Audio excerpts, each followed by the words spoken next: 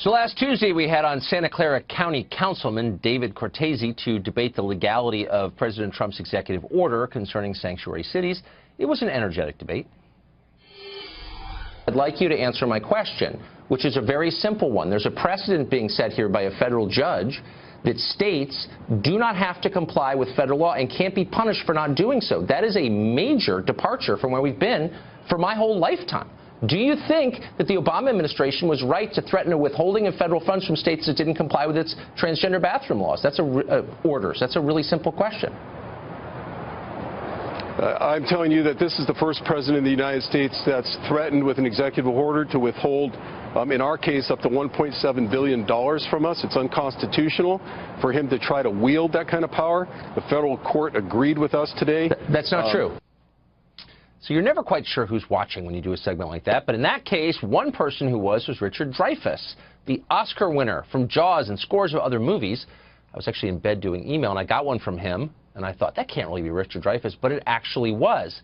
He said, I want to come on, and he wrote this, quote, I would be happy to come on your show and explain this rudimentary illustration of the basic checks and balances to you and your audience. That sounded great. We are always happy to promote civic knowledge on this show. We're happy to have Richard Dreyfuss with us tonight. Richard Dreyfuss, thanks for joining us. How you doing?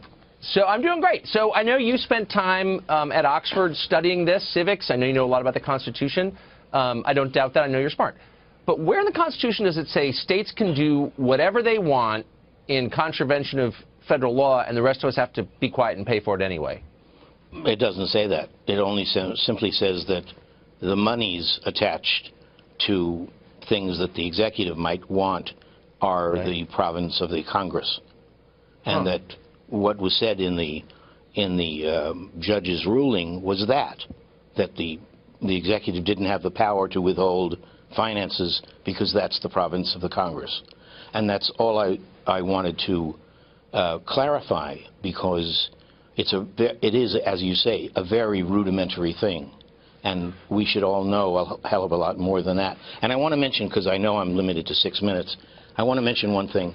The next night, you were talking about the speakers on university campuses. Yeah. And I am totally incontrovertibly on your side about this. I think that any intrusion into the freedom of speech is an intrusion into freedom of speech. And when one of the presidents of one of the colleges said, this is a school, not a battlefield, I said, no, it is a battlefield of ideas, and we must have dissenting opinions on campuses, and I think it's political correctness taken to a nightmarish point of view. Well, amen. And I agree with you. And maybe because we're both over 30, unfortunately, most people under 30 don't seem to agree with us at all. And they believe in something called hate speech, which is somehow banned because they don't know what the Constitution says. But I want to get back to the first point really quick. I mean, this is a legal debate, and this is probably not the best forum for it. But let me just ask you a political question.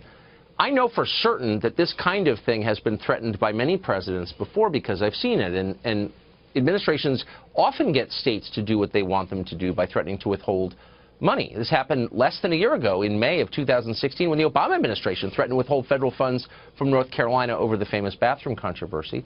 I don't remember any federal judge saying, well, you're not allowed to do that. Why?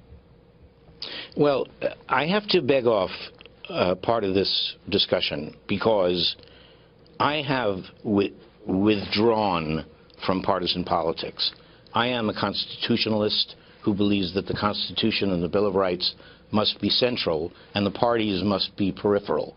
And I think that what's most important for me is what you just mentioned haphazardly. We're over 30. Civics has not been taught in the American public school system since 1970. And that means that everyone in Congress never studied the Constitution and the Bill of Rights as you and I might have. And that is a critical flaw because it's why we were admired and respected for so long. It gives us our national identity.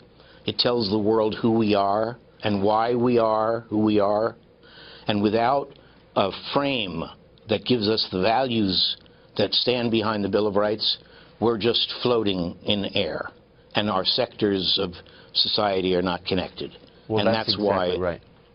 Teaching civics, and I'm so glad you said that, because what's really important, Tucker, is that the assumptions of the left and the right are all skewed wrong. We have to find areas of agreement and areas that we share.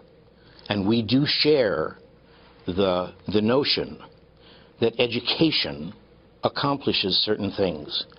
One, it turns students into citizens. Right. And two, it teaches students how to run the country before it's their turn to run the country.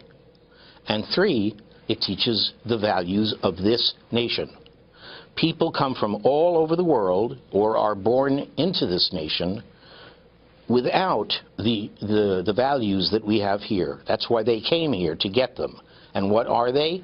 You can put them in opportunity, rise by merit, and mobility and freedom. That's what we sell. And if you don't want that, you've chosen the wrong place. And you don't get a pass by being born here. You have to learn it. Even the 10 Commandments are not known at birth. You must learn them. And we must learn our values. And if we don't, we are fatally wounding ourselves. We will not have any way to really combat the ideas behind ISIS because we won't know our own. And we have to. So typically I interrupt our guests and I expected to debate you, but that was, I agree with every single word of that. And I just want to say thank you very much for emailing me late night and for coming on to say that, because I think it's important. And I hope that people watch this. Can I give you one idea? Can I give you one idea? Give me one quick idea. For everybody. Okay. Everyone knows the preamble to the Constitution, or should, and the preamble is in fact the mandate of America. And I say, if every parent and teacher and school superintendent and public political commentator signed the preamble as a gesture of support for the demand to bring civics back to the grades below high school graduation, I'll call a civic strike, and we will get the attention of all the people that deserve to pay attention. That is a great point. point. We'll get it back. If you do that, I hope you'll come on to tell us how you're spreading that idea. I'm doing it. People can go to my website, which is thedreyfussinitiative.org, and it's on the website. Sign the preamble. Done. Richard Dreyfuss, thanks for coming on tonight.